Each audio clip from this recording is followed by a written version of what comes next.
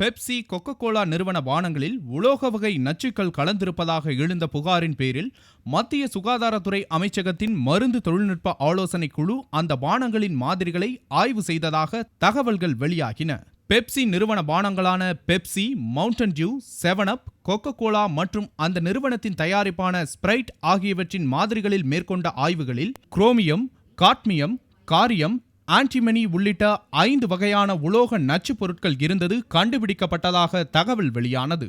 ஆனால் இது தொடர்பாக அரசின் எந்த துறையிடமிருந்தும் தகவல்களோ ஆய்வறிக்கையின் நகல்களோ தங்களுக்கு இதுவரை வரவில்லை என பெப்சி மற்றும் கொக்கோ கோலா நிறுவனங்கள் கூறியுள்ளன. தங்கள் நிறுவன பானங்களின் மூலப்பொருட்கள் கலப்பு விகிதம் இந்தியாவின் உணவு பாதுகாப்பு மற்றும் தர கட்டுப்பாட்டு விதிகளை மீறாத வகையிலேயே மேற்கொள்ளப்படுவதாகவும் அவ்விரு நிறுவனங்களும் கூறியுள்ளன. ஆய்வறிக்கை விவரங்கள் கிடைத்த பிறகே அது குறித்து மேற்கொண்டு கருத்து தெரிவிக்க முடியும் என்றும் பெப்சி, கொக்கோ கோலா நிறுவனங்கள் தெரிவித்துள்ளன.